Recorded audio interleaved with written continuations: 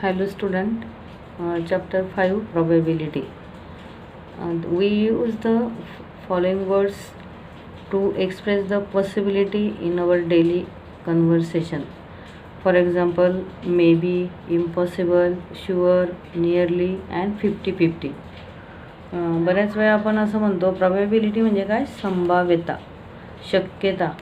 आपण असं म्हणू शकतो की आज पावसाची शक्यता आहे, जवळजवळ पाऊस पडू शकतो. हे ज्या शक्यता असतात ह्या दर्शवणं म्हणजेच काय असतात, प्रॉबॅबिलिटी असतात. मग यांना ह्या प्रॉबॅबिलिटीला ह्या असे बरेचसे शब्द आपण वापरू शकतो की त्याच्याने आपल्याला त्या पॉसिबिलिटी शुअर होतात. For example, the most प्रोबॅबल the rain will start from today, the inflation is likely to rise, and it is impossible to defeat Indian cricket in the next match, and I will surely get first class. ह्या सगळ्या ज्या असतात ह्या शक्यता असतात. आणि ह्या शक्यता आपल्याला आता कॉईन, डाय, कार्ड्स याच्या थ्रू कशा दाखवता येतात ते चॅप्टर आपल्याला आता हे शिकायचं आहे. आता याच्यात तुम्हाला ॲक्टिव्हिटीज दिलेल्या आहेत. आता ॲक्टिव्हिटीमध्ये फर्स्ट जी ॲक्टिव्हिटी आहे ती कॉईनची आहे. आपल्याला बऱ्याच जणांना कॉईन माहिती असतो. त्या एकीकडून हेड असतं तर एकीकडून टेल असतं, किंवा आपण त्याला छापा किंवा काटा म्हणतो. आता एक कॉईन टॉस केल्यावर किती पॉसिबिलिटीज येऊ शकतात, 2 केल्यावर किती येऊ शकतात, हे आता आपल्याला काढणं महत्त्वाचं आहे. त्यानंतर पुढचा जो आहे तो डाय असतो. आता माझ्या हातात हा डाय दिलेला आहे. ह्या डायमध्ये 1 to 6 पर्यंत असे डॉट्स केलेले असतात. आता याची एक महत्त्वाची इन्फॉर्मेशन अशी आहे की समजा इकडे जर हे 4 डॉट असतील तर त्याच्या अपोजिट साईडला एक्झॅक्टली हे 3 असतात. म्हणजे त्यांची बेरीज ही नेहमी किती आली पाहिजे, 7 आली पाहिजे, अशी यांची रचना असते. समजा आता इकडे 6 आहे तर इकडे हा त्याच्या अपोजिट साईडला 1 असतो. म्हणजे यांची बेरीज ही नेहमी 7 असते. तुम्ही कुठूनही त्याला फिरून बघा. हा डाय आणि हे कॉईन हे आपल्याला शिकायचे.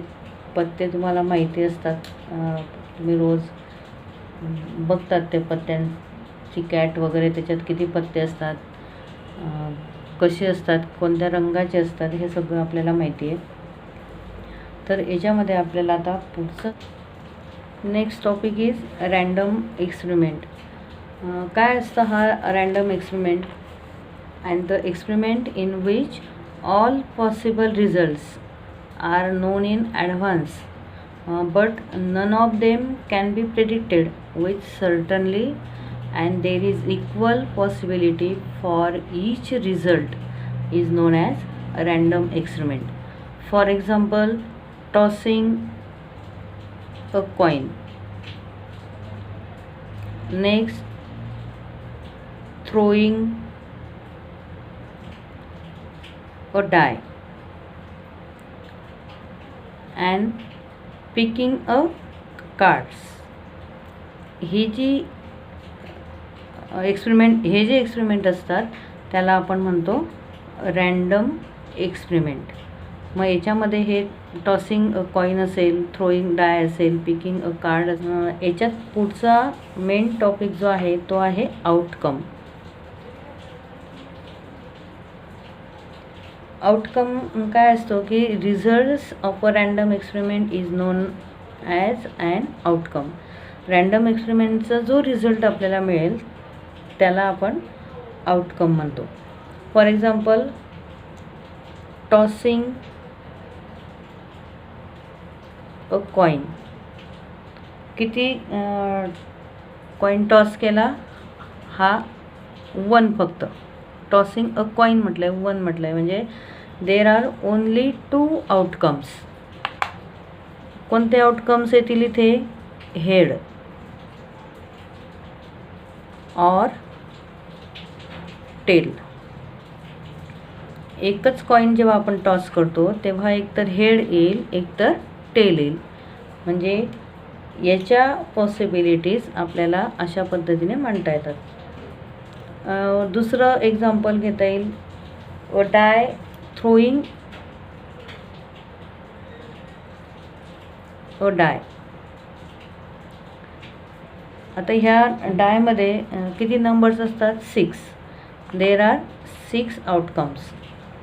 फॉर एक्झाम्पल 1 2 3 4 5 अँड 6 असं पण तुम्हाला म्हणता येईल, किंवा 1 or 2 or 3 or 4 or 5 or 6 या पद्धतीने पण तुम्हाला डाय थ्रोईंग करताना मांडता येऊ शकतं.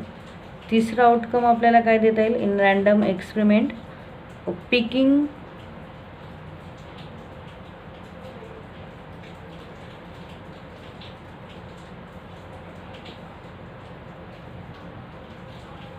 अ कार्ड. मीन्स आता कार्डचे नंबर जे असतात ते त्याचे 50 आउटकम्स असतात. मीन्स 1 to 50 या पद्धतीने आपल्याला असे हे पण आपल्या पत्त्यांच्या कॅटमध्ये किती पत्ते असतात? 52 असतात. मग समजा 4th आउटकम असं असेल, a random card drawing randomly from a pack of well shuffled playing cards. Well shuffled playing cards जे आपण पत्ते खेळतो त्याच्यातनं किती आउटकम बाहेर पडतात? There are 52 cards. मग आता ह्या 52 कार्ड्सची डिवायडेशन किंवा ह्या 52 कार्ड्समध्ये रेड ब्लॅक कसं डिवायडेशन असतं हे आपल्याला बघायचं आहे. आधी आपल्याला आउटकम नेमकं काय असतं की टॉसिंग केल्यानंतर, थ्रोईंग डाय केल्यानंतर, पिकिंग कार्ड केल्यानंतर अँड प्लेइंग कार्ड्स केल्यानंतर आपल्याला किती आउटकम्स बाहेर पडतात हे बघायचं आहे. आता हे जे आपण कार्ड्स बघतो ह्या कार्ड्सची विभागणी कशी केलेली असते? Total cards are 52. These are 2 groups. 26 red cards and 26 black cards. आता 26 रेड कार्ड्सचे पुन्हा 2 पार्ट्स असतात. 13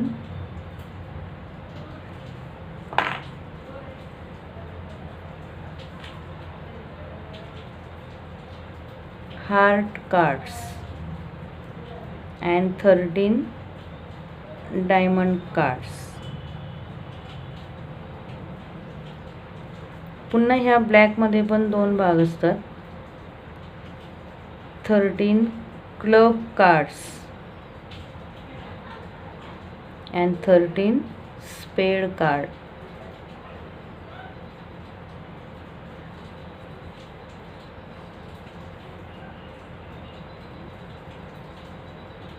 स्पेड कार्ड्स. आता पुस्तकात तुम्हाला फिगर पण दिलेले आहेत, पण तरीसुद्धा आपल्याला हे 13 कार्ड्स जे असतात ते हार्ट शेपमध्ये असतात. डायमंड कार्ड हे अशा पद्धतीने असतात. नंतर क्लब कार्ड जे असतात ते ह्या पद्धतीने असतात. आणि स्पेड कार्ड जे असतात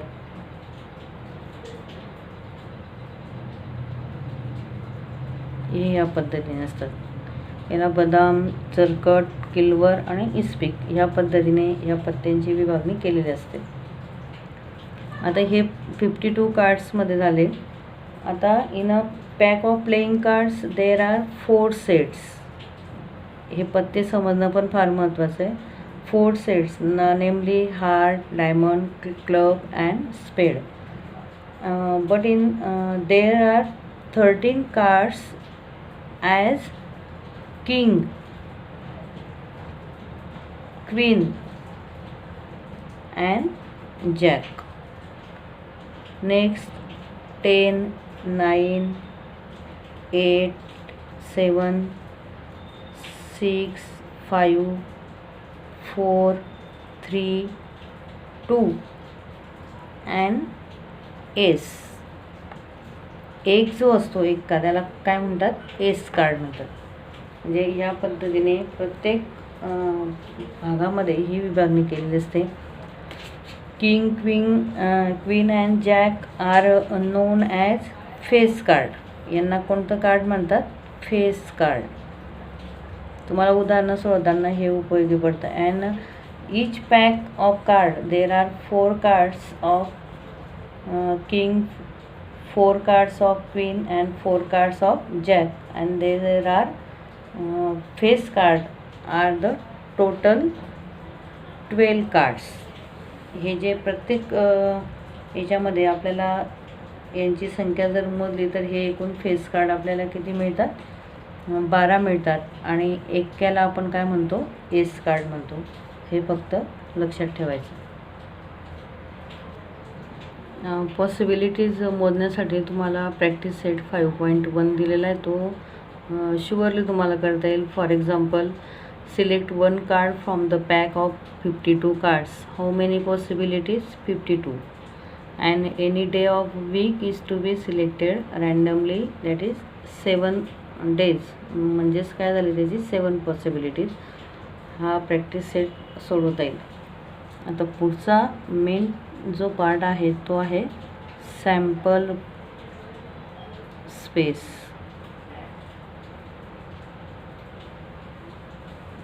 The set of all possible outcomes of a random experiment is called the sample space, and it is denoted by capital S or omega.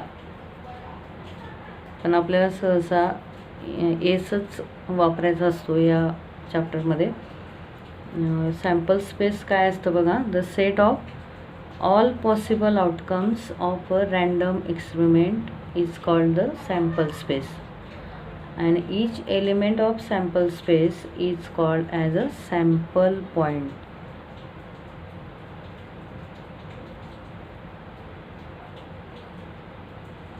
आता एखाद्या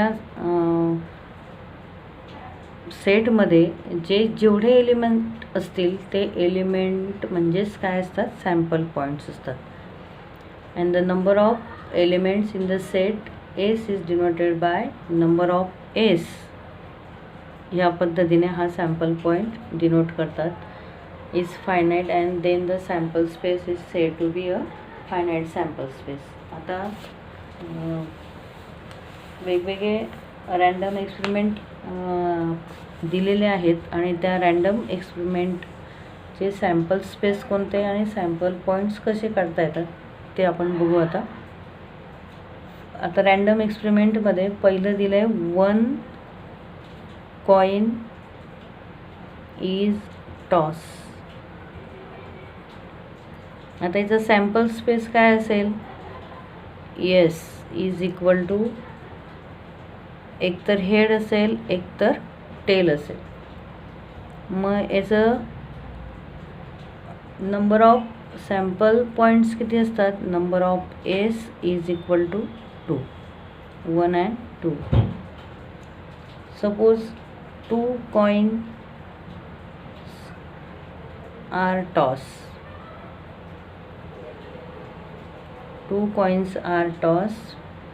S is equal to how many possibilities, 2 coins असतील तर HH, HT, TH and TT. एक कॉईनसाठी आपण एकतर head आणि एकतर tail असतं. 2 कॉईन असतील तर 2 हेड, एक हेड एक टेल, एक टेल एक हेड आणि 2 टेल. म्हणजेच याचे नंबर ऑफ सॅम्पल पॉईंट्स किती झाले, 4 झाले. समजा 3 कॉईन्स असतील तर याचे सॅम्पल पॉईंट्स किती असू शकतात? पहिले आपल्याला एच एच एच म्हणता येईल, 3 हेड, मग एकदा 2 हेड, 1 टेल, पुन्हा म्हणजे ह्या पद्धतीने आपल्याला त्याची अल्टरनेटिंग, हा क्रम चुकला तरी हरकत नाही, पण अल्टरनेट 2 हेड 1 टेल, नंतर 1 टेल 2 हेड, पुन्हा 1 tail 2 tail, T H T T T H and T T T, 1 2 3 4 5 6 7 and 8. Therefore n of s is equal to 8.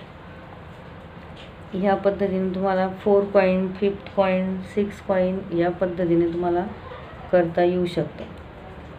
आता पुढची रँडम एक्सपेरिमेंट आहे. अ डाय इज थ्रोन.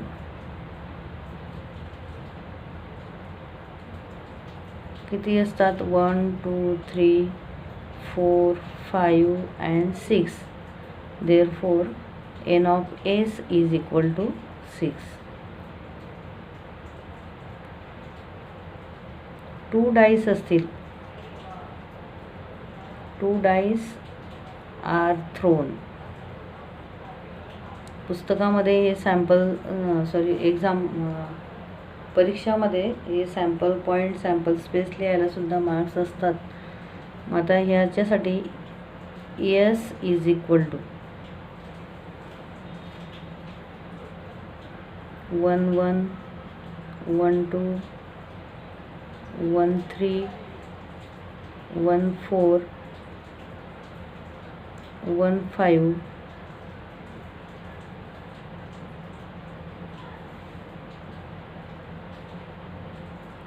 1 6. नेक्स्ट 2 1 2 2 2 3 ह्या पद्धतीने 2 6 पर्यंत. नंतर 3 1 4 1 5 1 and 6 1. म्हणजे शेवटचा जो अंक येईल तुमचा 6 6. या पद्धतीने हे सगळं मांडल्यानंतर तुम्हाला नंबर ऑफ एस किती मिळतात? 36 मिळतात. म्हणजे हे एवढं लिहायला, आता हे तुम्ही लिहू शकतात मधले अंक ह्या अशा पद्धतीने. हे सगळं लिहायला 1 मार्क्स मिळतो. तर नंबर ऑफ एस जेव्हा 2 डाईस थ्रोन केल्यावर आपल्याला किती मिळतात? 36 मिळतात. हे झालं कॉईनचं आणि हे डायचं. पत्त्यांचं असेल तर 6 जी पॉसिबिलिटीज आहे. अ card is drawn from a pack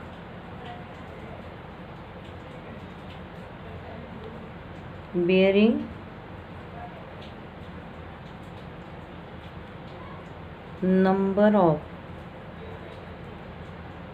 numbers from 1 to 25. म्हणजेच काय? एस इज इक्वल टू 1 2 3 4 5 असे किती आहेत ते? 25. Therefore number of S is equal to 25. इथे जर 50 राहिले तर इथे नंबर ऑफ एस किती येईल तुमचा? 50 येईल. या पद्धतीने तुम्हाला 52 प्लेइंग कार्ड्स जर केले तर त्याचं पण डायमंड आणि स्पेड, हार्ट, क्लब ह्या पद्धतीने मांडता येऊ शकतं आपल्याला. ते पण बघू आपण. 52 प्लेइंग कार्ड्स.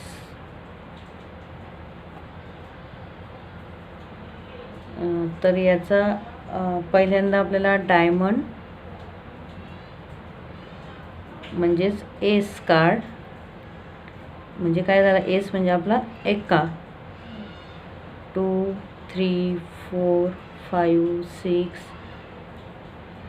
7 8 9 10. 10 नंतर काय येतो? जॅक, नंतर क्वीन अँड किंग, असं प्रत्येकाचं आपल्याला लिहिता येऊ शकतं. म्हणजे हा झाला डायमंड. आता हा स्पेड, स्पेडचं पण एस कार्ड, नंतर 2 3 या पद्धतीने पुन्हा जॅक क्वीन किंग करता येईल. नंतर हार्टचं पण त्या पद्धतीने आणि नंतर क्लबचं पण त्या पद्धतीने. म्हणजे असे हे एकूण जर तुम्हाला सॅम्पल पॉईंट्स काय मिळतील, number of S is equal to 52, ह्या पद्धतीने तुम्हाला करता येऊ शकतं.